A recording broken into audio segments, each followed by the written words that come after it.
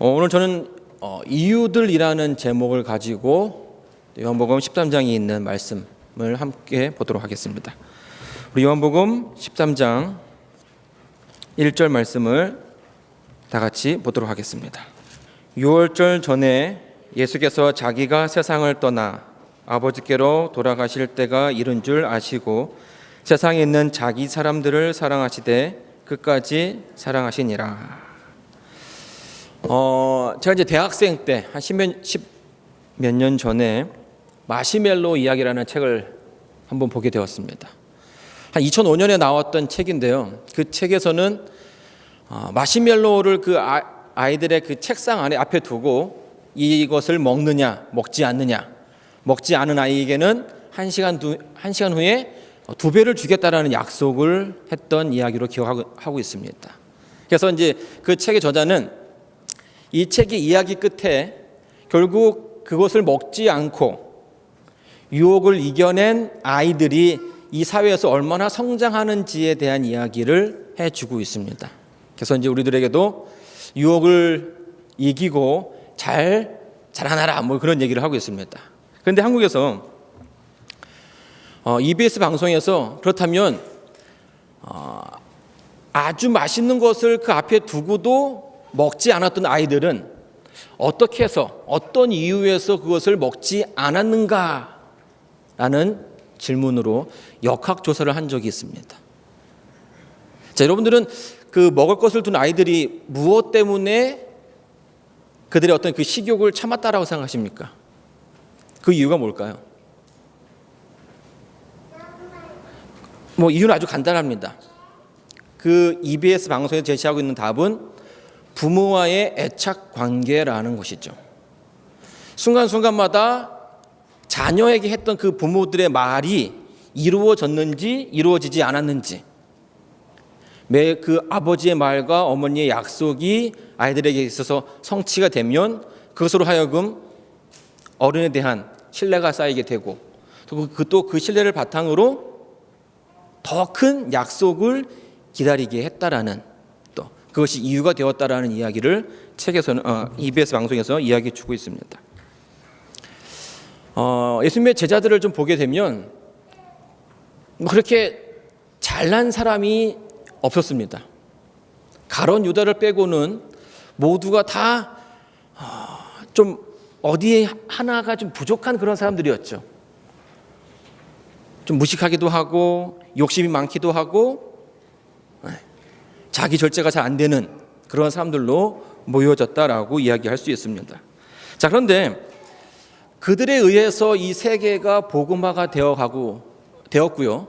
또 오늘날 우리에게까지도 그 복음의 씨앗이 전해지게 되었습니다. 자, 그렇다면 과연 어떠한 사건이, 어떠한 일이 그 제자들, 형편없던 그 제자들의 그 삶을 바꾸었고 무엇이 오늘 이 세계를 복음화하였는가?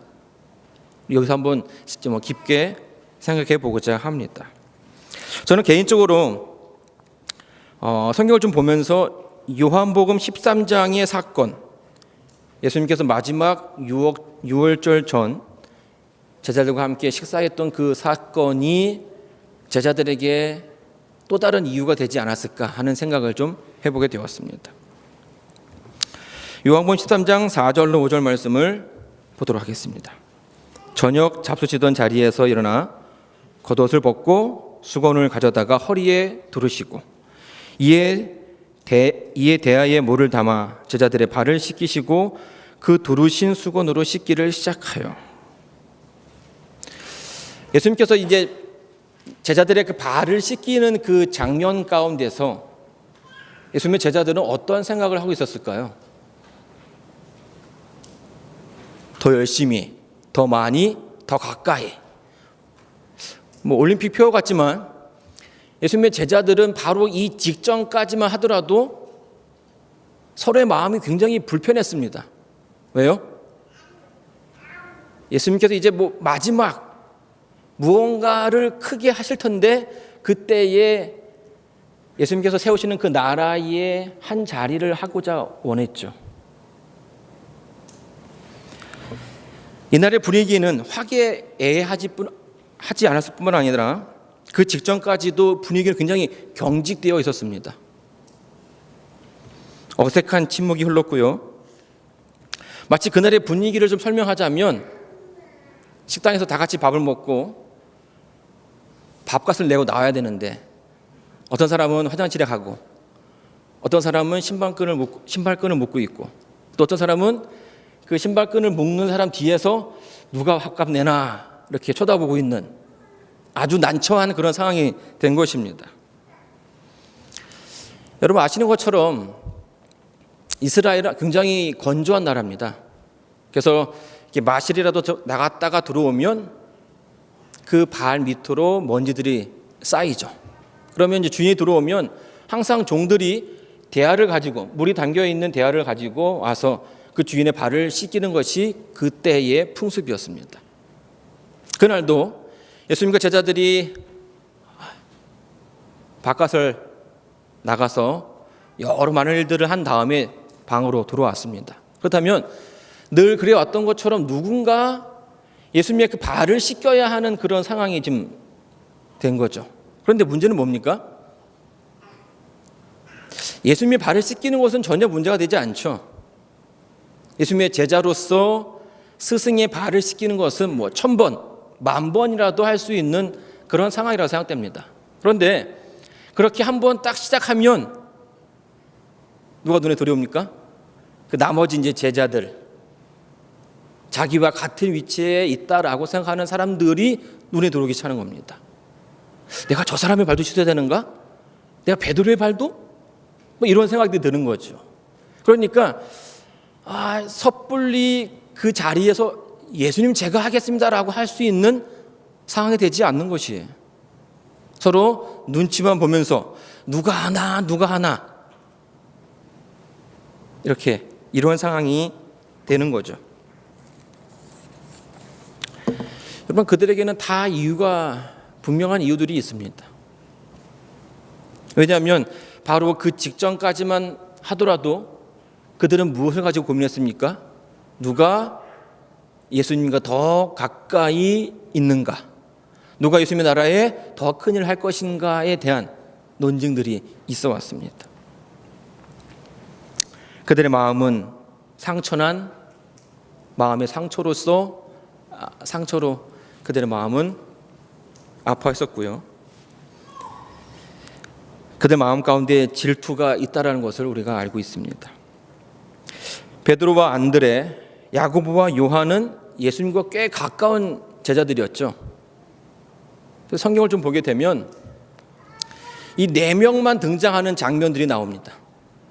그렇죠? 12명의 제자가 있는데 그 중에 4명이 항상 예수님과 좀 특별한 장소에 나타나는 거예요. 그리고 나머지들은 어떻게 됩니까? 그 자리에 없는 걸 발견하게 됩니다. 예수님의 그 제자들, 나머지 8명의 제자들은 그 사실이 마음 가운데 크게 부담으로 다가왔어요. 물론 이제 베드로와 안드레, 야고보, 요한은 처음에 제자들이기도 했고 예수님과 연령대가 좀 비슷한 그런 부류였습니다. 그런데 그럼에도 불구하고 마치 그 모습이 예수님이 그들을 편애하는 것 같은, 그들을 좀 더 좋아하는 것 같은 그런 느낌을 줄 수가 없었던 거죠. 그래서 마음 한편에 그것이 크게 부담으로 다가온 것입니다.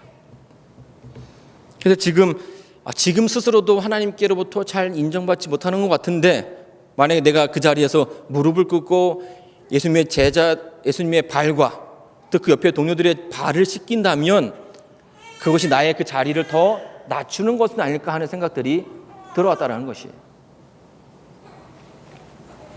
두 번째로는 그들의 마음 가운데 또 불만도 가득했습니다. 마태복음 20장 18절로 21절을 보게 되면 그 직전에 이런 사건이 있었습니다. 보라 우리가 예루살렘으로 올라가노니 인자가 대제사장들과 서기관들에게 넘기움에 저희가 죽기로 결안하고 이방인들에게 넘겨주어 그를 능욕하며 채찍질하며 십자가에 못 박게 하리니 제3일에 살아나리라. 그때 예세베대 아들의 어미가 그 아들들을 데리고 예수께 와서 절하며 무엇을 구하니 예수께서 대답하여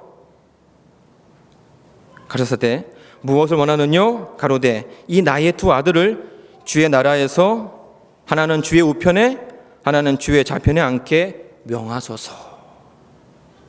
그 직전에 지금 뭐라고 얘기하냐면 이 세베대 아들들이 어머니를 모시고 왔습니다.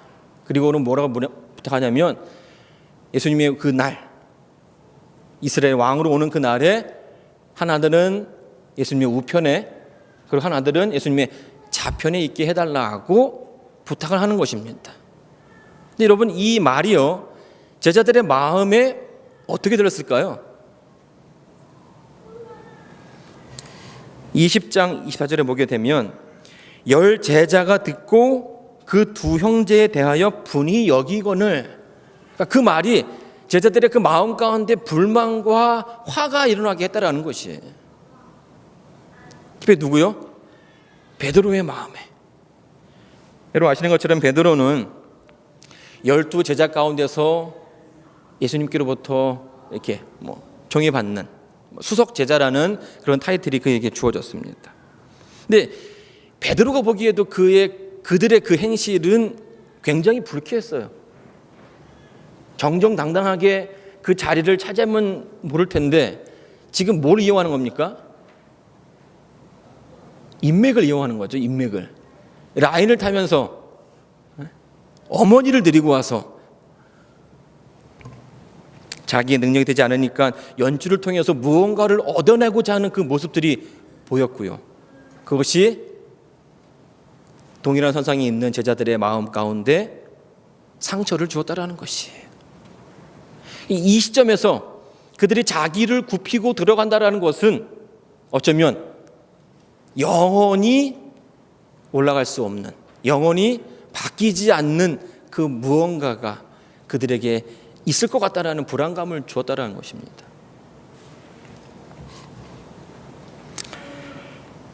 요한복음 14장에서 성만찬 예식 전에 이러한 모습들이, 이런 마음들이 제자들의 마음 가운데 가득했습니다.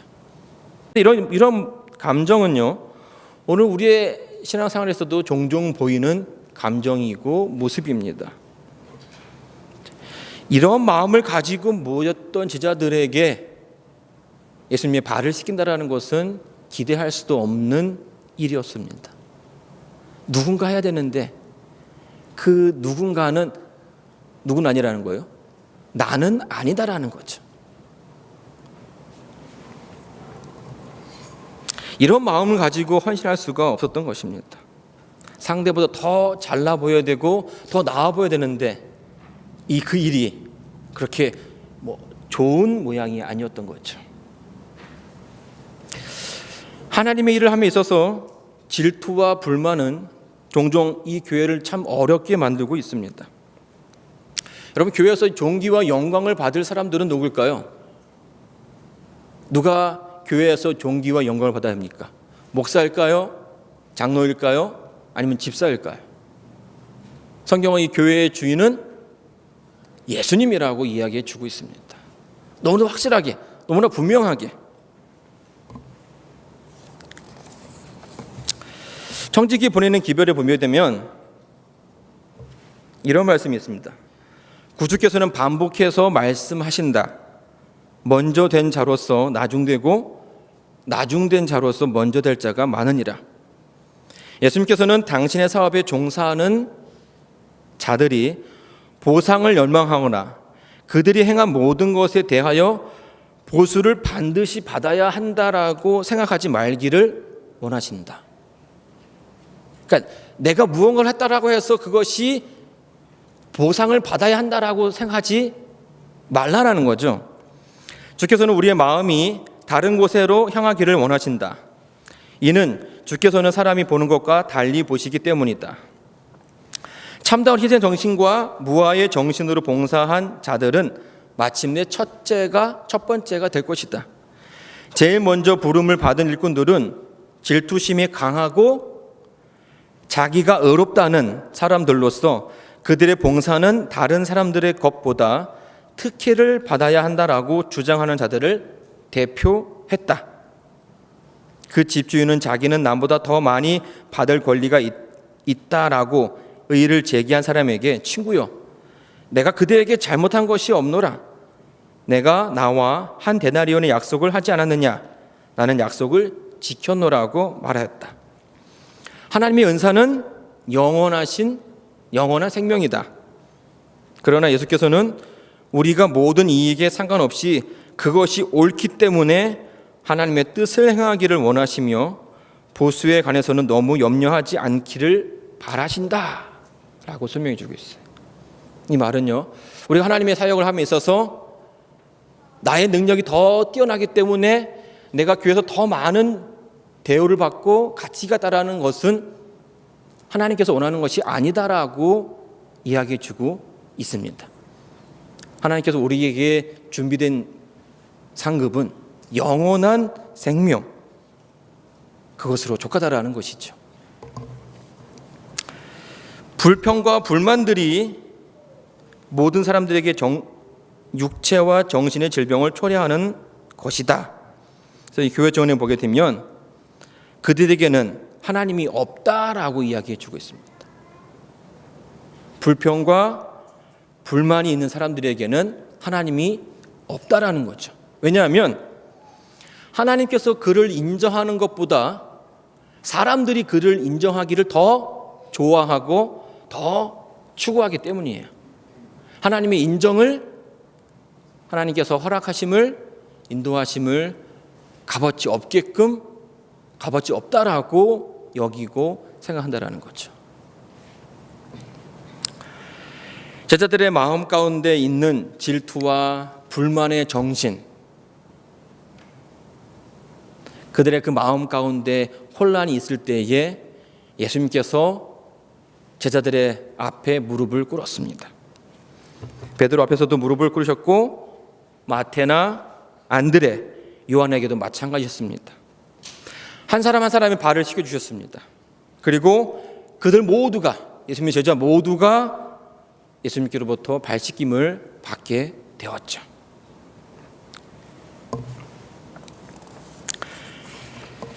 서로 사랑할 수 없는, 서로 헌신할 수 없는 이유를 가진 사람들, 마음의 상처를 입고 마음의 충격을 받은 제자들이 이제는 남을 사랑할 수 있는 다른 이유를 갖게 되온 것입니다. 서로 헌신할 수 없는 이들이 헌신하게 되었고 서로 사랑할 수 없는 이들이 사랑하게 되었습니다. 그 이유는 뭐냐면 성경은 이렇게 설명해 주고 있습니다. 요한복음 13장 13절로 17절에 내가 너희가 나를 선생이라 또는 주라 하니 너희 말이 옳도다. 내가 그러하다. 내가 주와 또는 선생이 되어 너희 발을 씻겼으니 너희도 서로 발을 씻기는 것이 옳으니라. 내가 너희에게 행한 것 같이 너희도 행하게 하려 하여 본을 보였노라. 내가 진실로 너희에게 이르노니 종이 상전보다 크지 못하고 보냄을 받은 자가 보낸 자보다 크지 못하니 너희가 이것을 알고 행하면 복이 있으리라. 자, 예수님의 명령이 제자들의 삶의 이유가 되었습니다. 자, 그런데요, 여기에 더 큰 이유가 있다라고 생각합니다. 그것이 오늘 저희가 서두에 읽었던 요한복음 13장 1절에 있는 말씀이죠. 유월절 전에 예수께서 자기가 세상을 떠나 아버지께로 돌아가실 때가 이른 줄 아시고 세상에 있는 자기 사람들을 사랑하시되 어떻게 해요? 끝까지 사랑하시니라. 여러분, 이날의 이 사건은 예수님의 제자들에게 있어서 아주 중요한 사건이었습니다. 자신들이 가지고 있던 그 나쁜 생각들, 잘못된 사상들이 예수님의 사랑 앞에서 무너졌던 그런 날이었죠. 요한은 이 장면의 서두에 조금 어색한 그런 표현으로서 예수님께서 자기 사람들을 사랑하시되 끝까지 사랑하셨다라는 그런 표현을 쓰고 있습니다. 여러분, 요한복음이 쓰여진 그 시기를 좀 보게 되면 다른 공간복음과는 다르게, 마태, 마가, 누가복음과는 다르게 이 요한복음은 AD 70년에서 90년 사이에 쓰여진 성경책입니다. 예수님이 승천하셨고 제자들이 거의 다 죽어서 이제 자기만 남은 상황 가운데서 그때를 회상하면서 한 글자 한 글자 적어 내려간 거죠. 그리고 그날의 사건을 설명하면서 예수님께서 끝까지 우리를 사랑하셨다라는 표현을 하고 싶었던 것입니다. 왜요? 그것으로 말미암아 제자들의 삶이 뭐였기 때문이에요?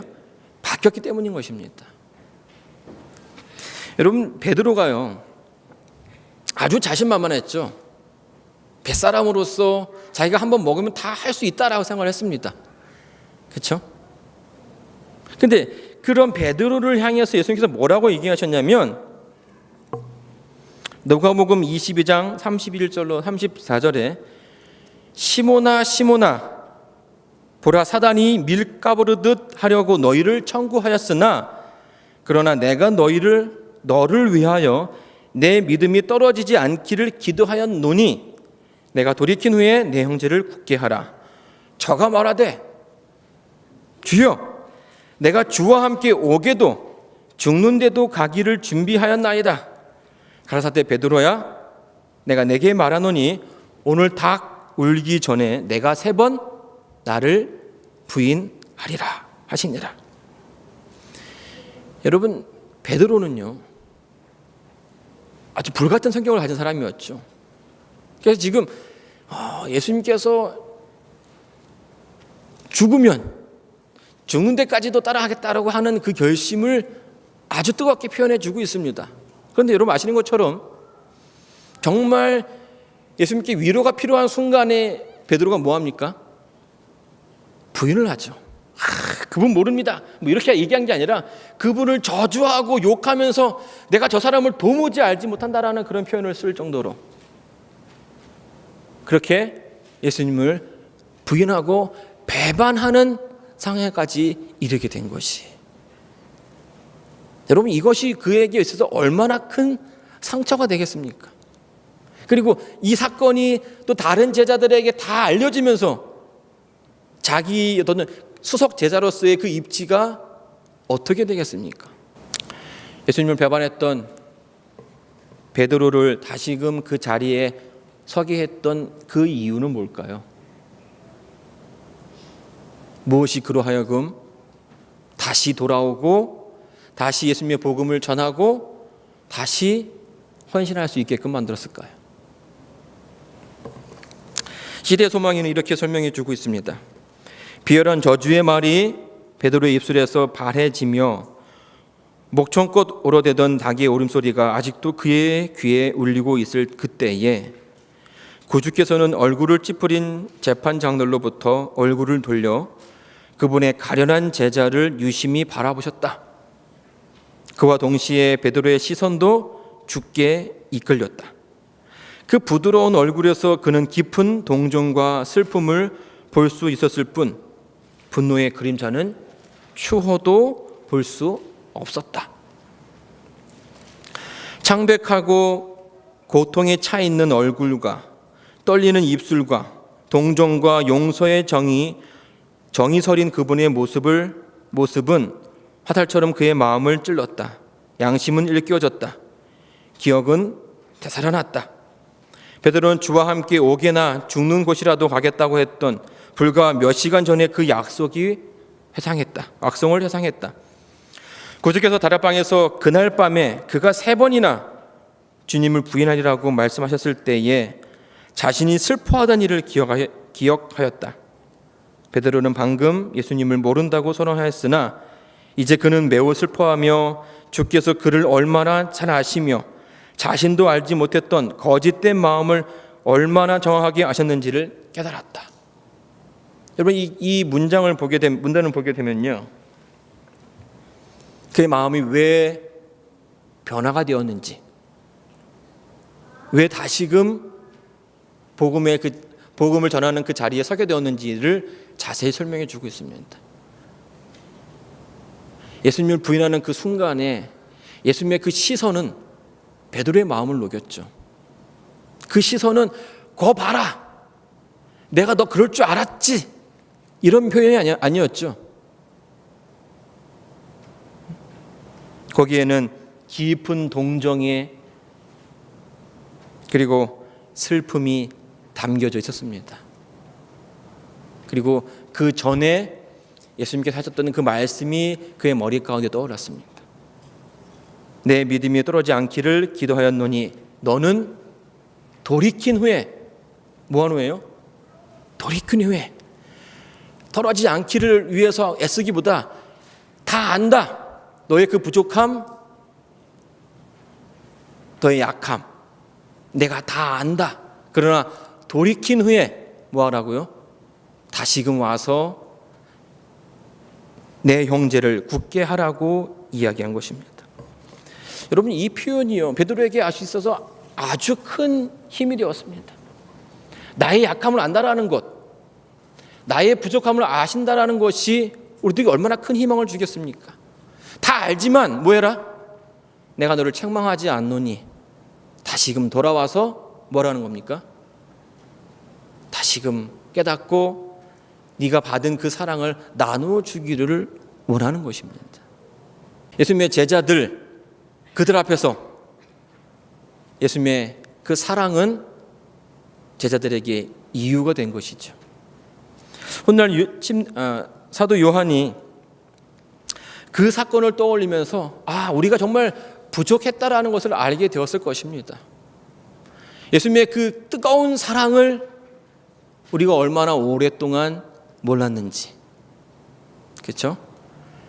베드로 스스로도 모르는, 자신도 모르는 그 약점을 아셨지만 그럼에도 불구하고 끝까지 사랑하셨던 예수님의 그 사랑 앞에서 그들은 자신의 욕심이라든지 자신의 욕망을 지킬 수가 없었던 것입니다. 그 앞에서 그들은 모든 것을 내어놓고 다시금 그분의 사랑으로서 하루하루를 살아가는 존재들이 된 것이죠. 여러분, 그 사랑이 예수님의 제자들의 삶을 바꾸는 것을 보게 됩니다. 여러분, 사도행전을 보게 되면요, 어마어마한 일들이 일어나게 됩니다. 이 사복음서의 모습과는 전혀 다른 모습으로서 사도들이 변하죠. 근데 그 변화의 시작은 예수님의 사랑이었던 것입니다. 사랑하는 성도 여러분, 오늘날 우리의 신앙생활에서 참 많은 것들이 우리의 신앙을 어렵게 하는 때가 많습니다. 그렇죠? 누군가 비교되기도 하고요, 또 남에게 있는 것이 나에게 없어서 불안하기도 하고요, 또 내가 무언가 해야 되는데 그것을 잘 하지 못해서 안타까워하기도 합니다. 그런 사랑하는 성도 여러분, 예수님께서 여러분에게 원하시는 그런 것들이 아니라는 거죠. 그들의 그 삶의 변화를 이끌었던 이유가 있던 것처럼 예수님이 그 변화의 이유가 되기를 원하십니다. 예수님께서는 여러분에게 이유가 되어주기를 바라십니다. 여러분이 사랑할 수 있는 이유가 되기를 바라시고요, 여러분이 변할 수 있는 이유가 되어주기를 바랍니다. 또 베드로와 그의 제자들이 그리스도의 그 사랑을 깊게 깨달은 다음에 변한 것처럼 여러분도 그 사랑을 깊게 느끼시기를 예수님은 원하십니다. 또 그분의 그 사랑에 그들이 변하고 또 그들이 변하는 모습에 세상이 바뀐 것처럼 오늘 여러분의 그 삶이 변화되기를 간절히 원하십니다. 그 모든 것들의 이유가 되기를 원하시죠. 사랑하는 성도 여러분, 변화하는 여러분이 되셔야 합니다. 또 그 변화의 이유가 예수님이 되어야 하는 것입니다. 여러분 삶 가운데 예수님께서 살아 역사하시는 주인으로 임하시게 되기를 바라면서 오늘 말씀을 마치도록 하겠습니다.